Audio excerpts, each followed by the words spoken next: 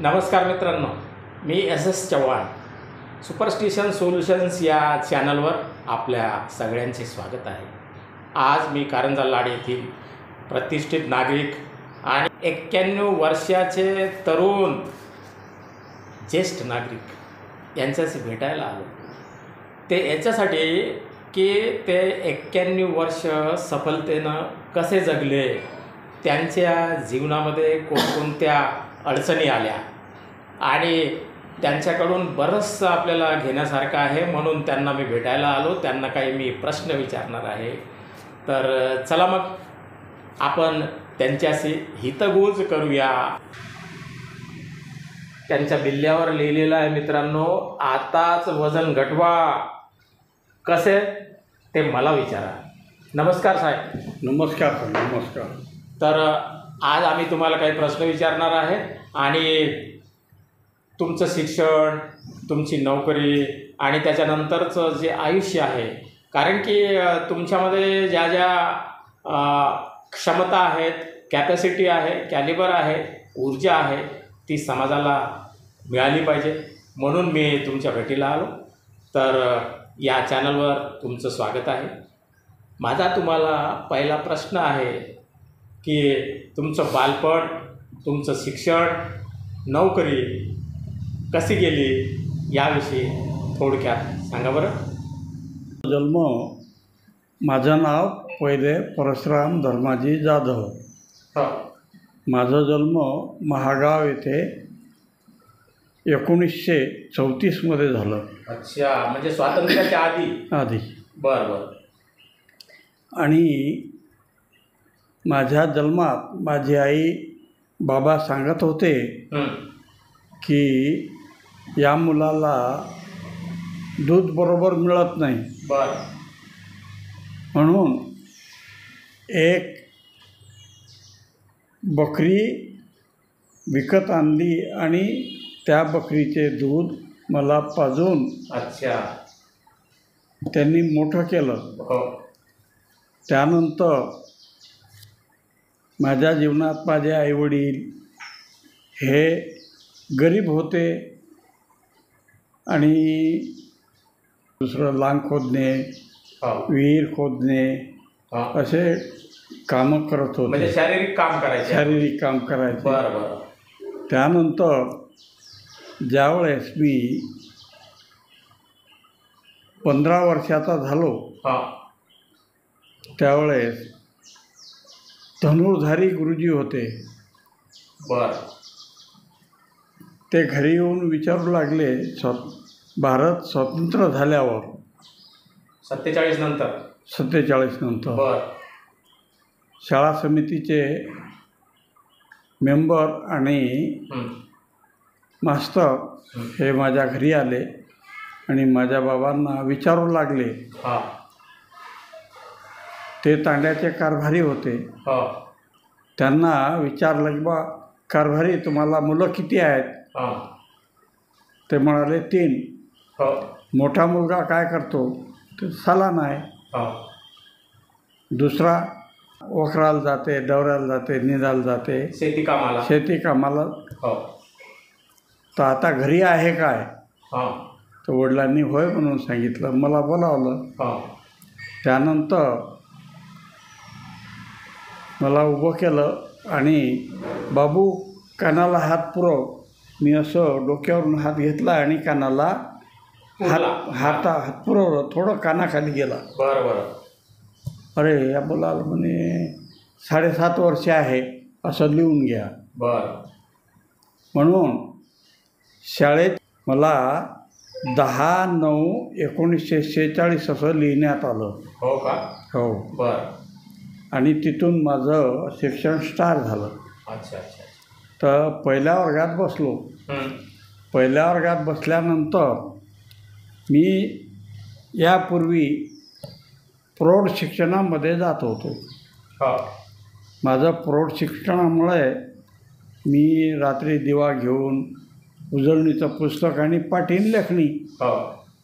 तर माझे जे पहिले गुरुजी होते हो. भीमराव गेमाजी राठोड. अच्छा, भीमराव राठोड. भीमराव राठोड. बरं बरं.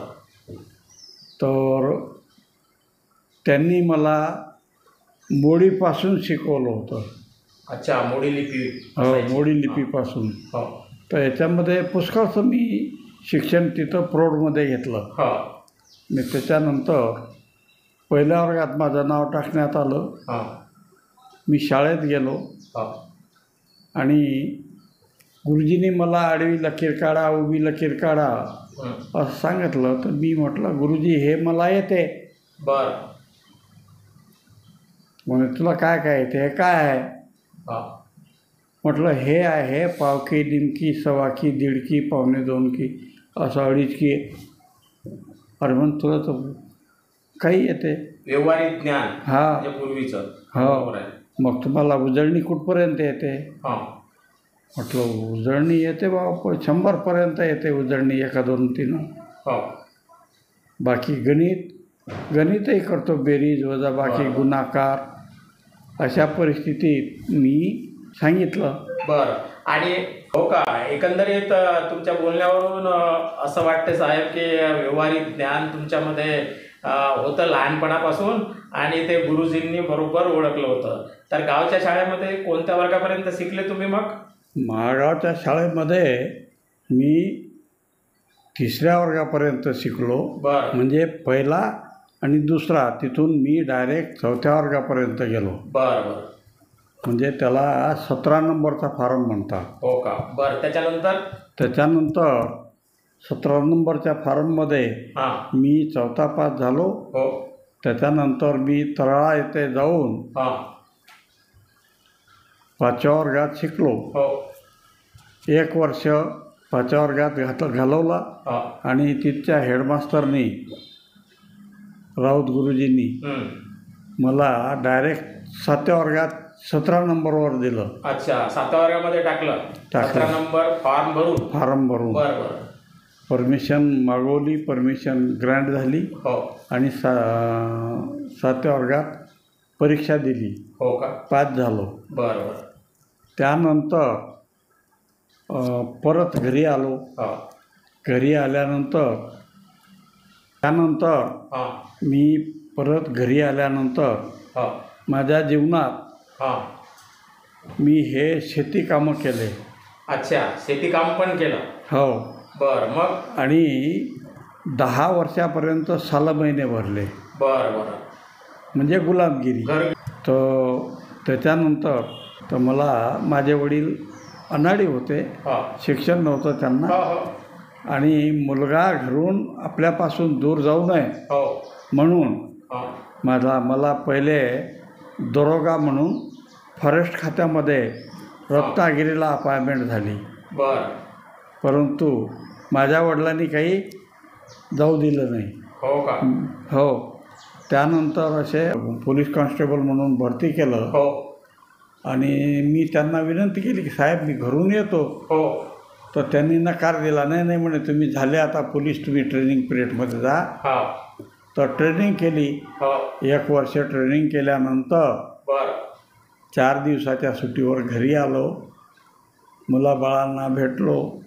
त्यानंतर हां मी परत अकोला येथे जाऊन हो 1-1.5 वर्षानंतर वडील, भाऊ हो आणि माझा मुलगा सगळ्यांना मी अकोला येथे घेऊन गेलो. हो तिथं क्वार्टरमध्ये राहिलो. हो तर जवळपास म्हणजे अकोला येथे 12 वर्ष नोकरी केली.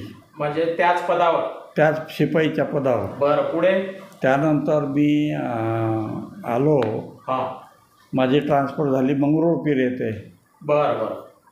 मंगरुळपीर येथे तालुका? नाही, जिल्हा अकोला. तेव्हा अकोला होता? अकोला. आताचा वाशिम.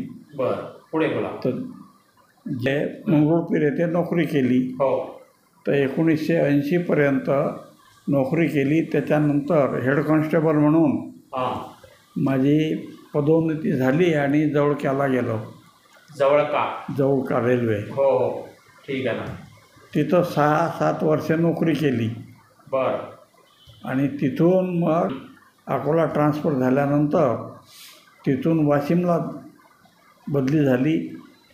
वाशिमवरून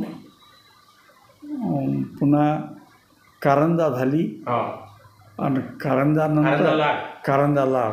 हो कारंजा 6 वर्ष नोकरी केली पुन्हा. आपल्या इथेच. हो आणि 96मध्ये हा एक ट्रेनिंग असते हो पोलीस खात्यात, हो तर तिथं जालना येथे जायचं काम पडलं. म्हणजे डिपार्टमेंटल ट्रेनिंग का? डिपार्टमेंटल बरं ट्रेनिंग. बरं ठीक आहे. तिथं गेल्यानंतर म्हणजे त्याच्यात सहाय्यक उपनिरीक्षक, सहाय्यक इन्स्पेक्टर. हा सहाय्यक म्हणजे सहाय्यक फौजदार फौजदार म्हणून सिलेक्शन झालं. सिलेक्टेड झालं. बरं. तिथून मग माझी बदली झाली मान्याला, अच्छा मानाकुरू. मानाक्रूम. बरं बरं. तिथं मी 6 वर्ष म्हणजे 1 वर्षभर ठाणेदार पदावर होतो. हो आणि त्याच्यानंतर वाशिम येथे बदली झाली अच्छा. आणि 2-3 महिन्यानंतर वाशिमवरून मानोरा बदली झाली. अच्छा अच्छा. त्यानंतर पुन्हा कारंजा येथे बदली झाली. हो म्हणजे बदलीवर बदली हो. होतच गेली. छान. आणि- बरं मध्येच एक विचारतो मी तुम्हाला की तुमच्या एवढ्या बदल्या झाल्या तरी तुम्ही बदलले नाही का मग? नाही. म्हणजेच प्रश्न हा आहे की गुन्हेगाराशी 24 तास तुमचा संपर्क यायचा. हो. एक मला सांगा जाधव साहेब की लोक गुन्हेगारीकडे का वळतात याचं रहस्य सांगा बरं आम्हाला.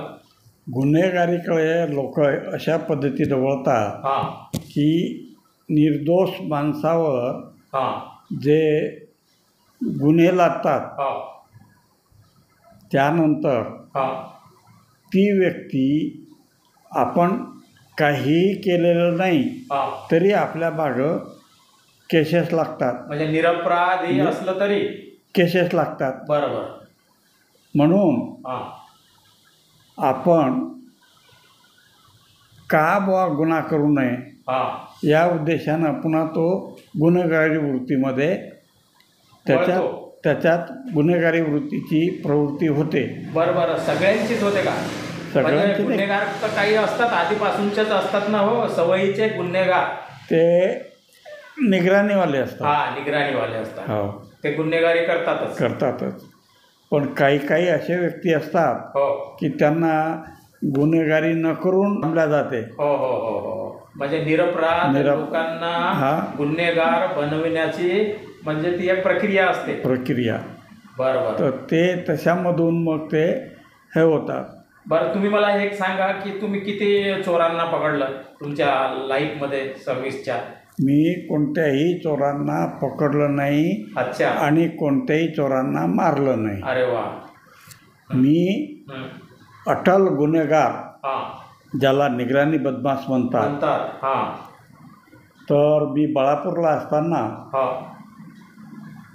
एक गुन्हेगार असा होता की मी असा पैदल जात असताना हां मला तो एका शेतात मिळाला आणि मला पाहून हसला.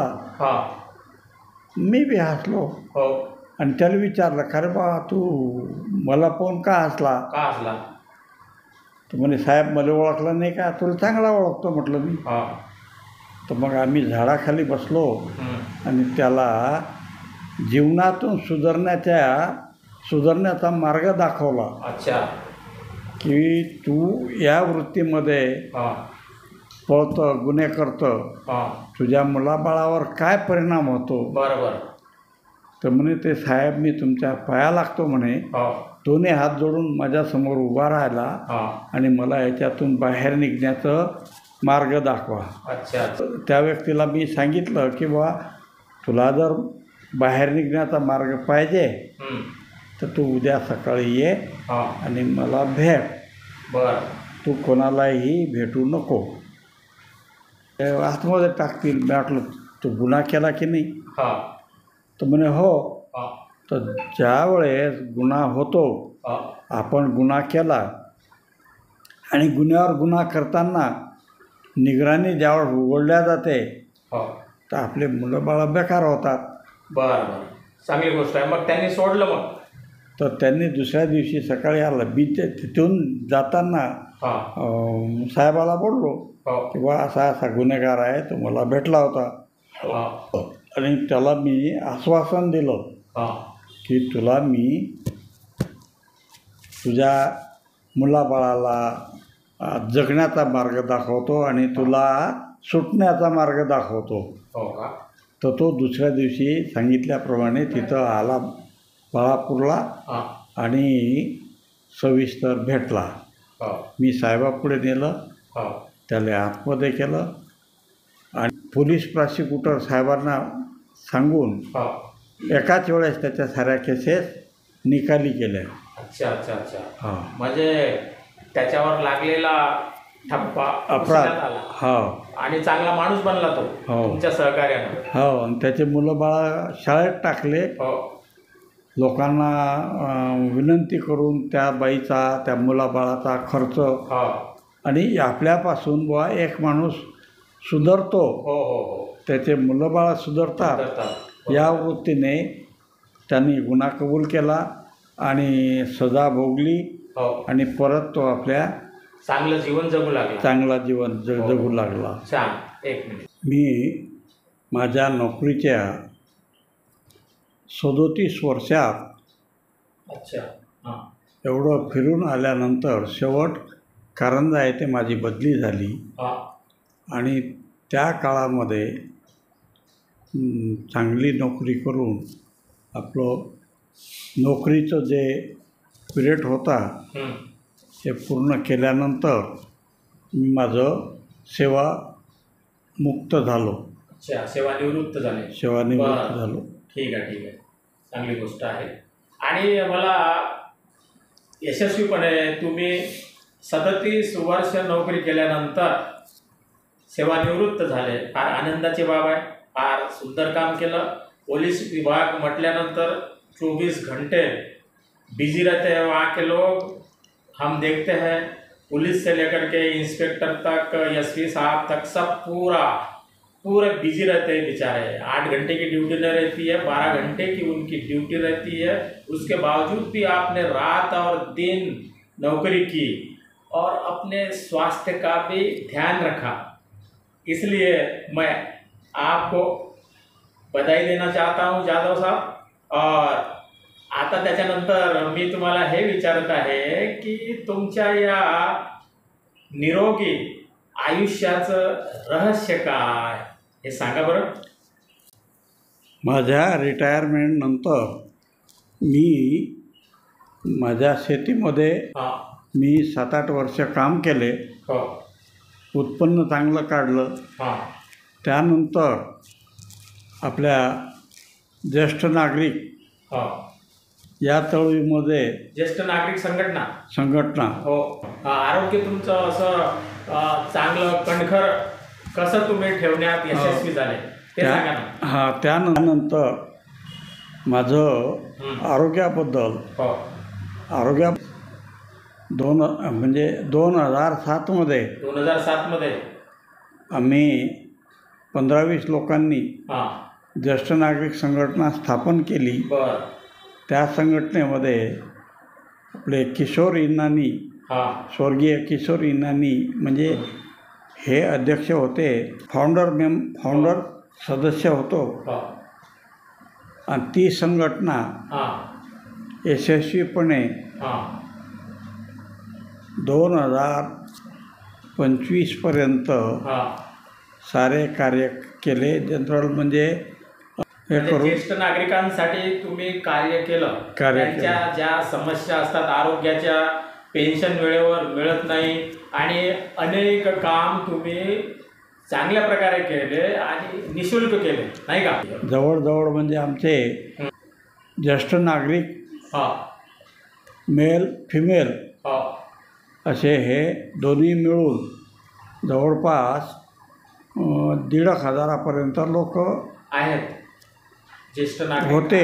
त्याविषयी सांगा. आरोग्याविषयी सांगणं म्हणजे आपल्या शरीरात जे जे काही बिमाऱ्या असतात हां. त्यांना दूर करण्यासाठी लोक मोठमोठ्या दवाखान्यात जातात. हां.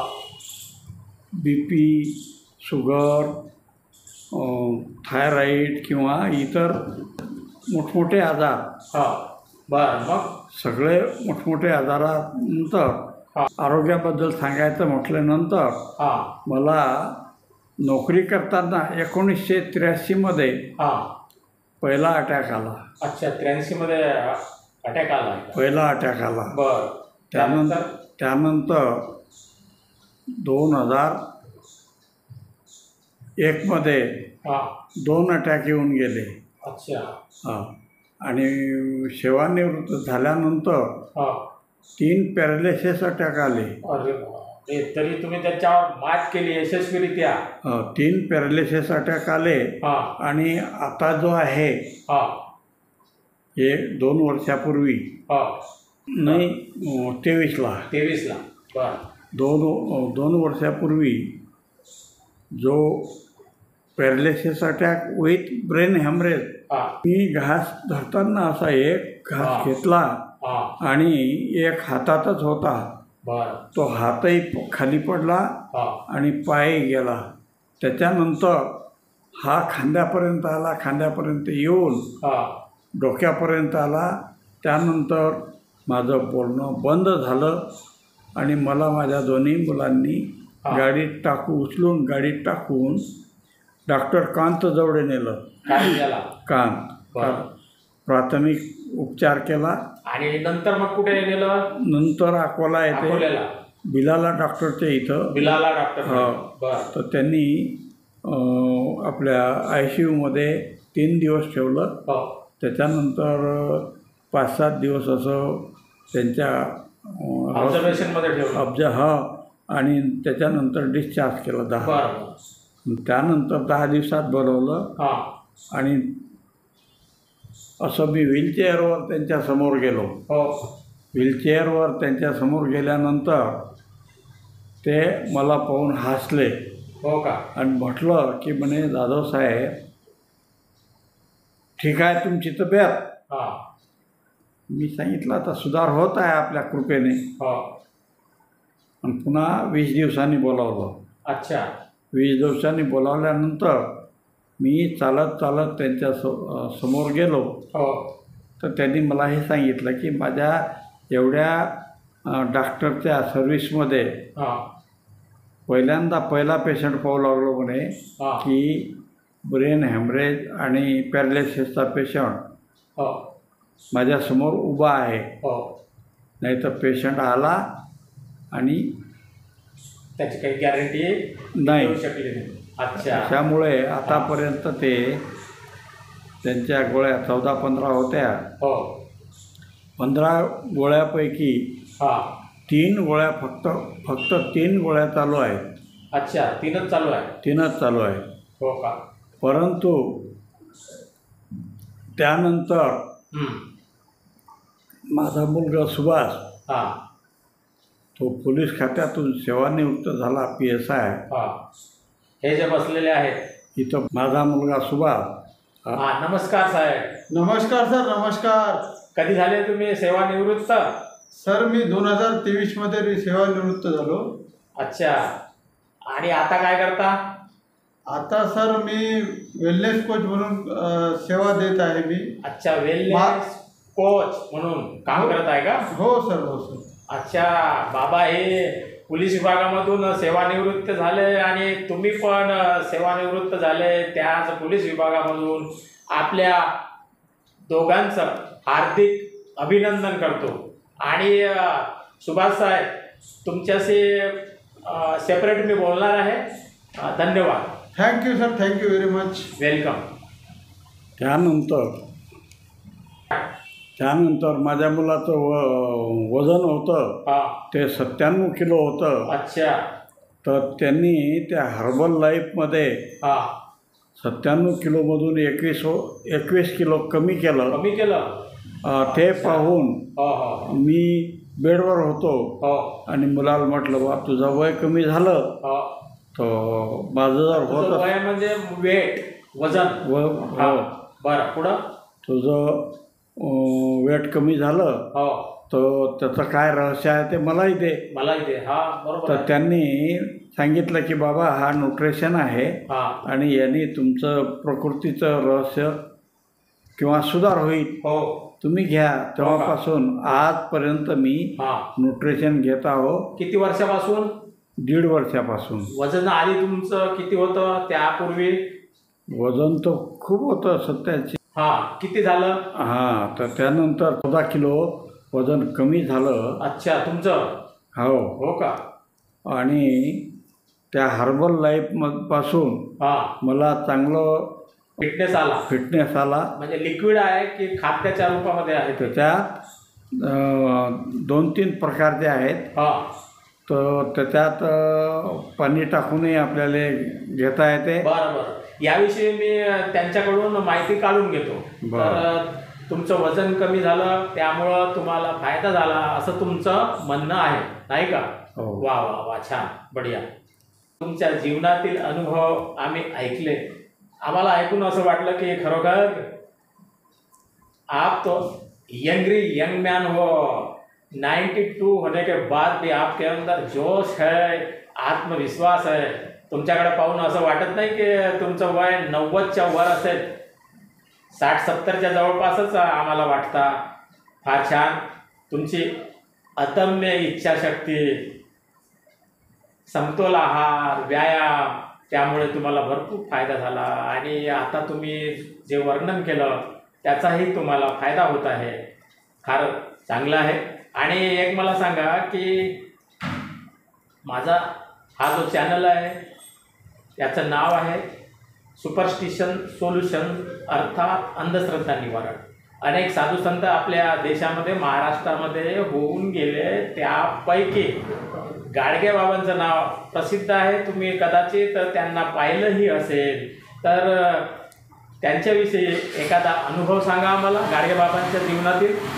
गाडगे बाबाविषयी सांगायचं म्हटलं तर हां जवळपास माझ्या लहानपणापासून हो मी गाडगे महाराजांना आमच्या गावात कीर्तन होतं, हां त्या कीर्तनामध्ये आणण्याकरता आम्ही गेलो होतो. हो का? हो, गाडीत बसून. बरं बरं. परंतु गाडगे बाबा हां नांदरीत बसले नाही, डमणीत बसले नाही हां किंवा मोटारीत बसले नाही. हो तर त्यांनी 6 खुटली बोलावली आणि 6 खुटलीमध्ये बसले आणि आमच्या गावात कीर्तन केलं. 6 कुठली म्हणजे काय? बैलगाडी का? बैलगाडी. बरं बरं ठीक आहे. कीर्तन केलं. हां तर सर्वात पहिले गोठाणावर हां. त्यांनी गोटे साफ केले. गोटे कोणत्या उचलले. गावातील गोष्ट आहे ही? महागावाला. अच्छा, महागाव. बरं. तर हे सगळं साफसफाई केली हो आणि असे कीर्तन त्यांनी गाडगा डोक्यावर ठेवून केलं. काय केलं? बोलले काय? साफसफाई हा. आणि गोपाला गोपाला म्हणून हा, हा, त्यांनी हा. असं. त्यांचं ब्रीद वाक्य होतं. हो. त्यानंतर हा गावात आल्यानंतर हो इकडे तिकडे बघत होते हा काय आहे काय नाही आहे. हा तर गोटांनावर शाळेजवळे हो खूप असे गोटे दगड पडले होते. हा हा. दगड घाण कचरा. तर सगळं झाडू घेऊन हा. त्यांनी पहिले गावाची स्वच्छता केली. अच्छा. त्यानंतर हा. रात्री कीर्तन होतं. हो त्या कीर्तनातून गावातल्या लोकांचं हा डोक्यामधलं जे कचरा होता, हा अंधश्रद्धा जसा हा. गोटांनावर पडलेला होता हा तसं डोक्यात साचलेला होता. बर त्या प्रकारे त्यांनी ते डोकं साफ केलं. बर. काय सांगितलं त्याच्यामध्ये? त्यामध्ये हा. त्यांनी हे सांगितलं हा की बाबारो, आज तुम्ही या ठिकाणी बसले, हो त्या ठिकाणी तुम्हाला पहिले बसता येत होतं काय? हा कारण दगडे शेण माती असे पुष्कळसे होते. हो हो तर हे जे कचरा डोक्यात भरला होता हो ते साफ केलं आणि त्यांना उपदेश दिला हा जीवनाचा. हा जीवनाचा उपदेश दिल्यानंतर आपण बर त्यांच्या उपदेशांनी लोकांना असे सजेशन दिले हा की आपण काय करायला पाहिजे. हो जसं आपण आंघोळ करतो, हो तर अंग स्वच्छ करतो, बर तसं गावामध्ये गोठा नसते, हा. गाईचे शेण शेणकूळ हे ते हा. सगळं साफ केलं पाहिजे, कचरा साफ केला पाहिजे. कचरा साफ केला पाहिजे. त्याच प्रकारे आपल्या डोक्यात हा. वाईट भावना असते, वाईट विचार असते, हा. त्या विचाराचा कचरा डोक्यामध्ये भरलेला असते, हो. तर तो बाहेर काढायचा आणि लोकांना प्रेमाचा उपदेश दिला, हा. जीवनाचा उपदेश दिला हा. आणि जीवन कसं जगायचं तो उपदेश दिला. एक दुसऱ्यांच्या जवळे हम्म. प्रेम भावाने